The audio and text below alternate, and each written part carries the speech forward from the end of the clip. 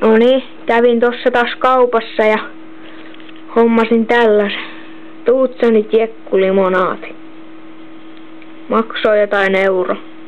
Jotain euron maksu, joo.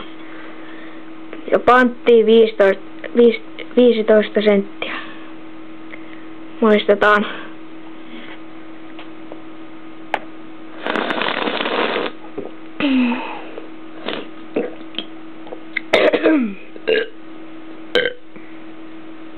Ihan hyvän makusta.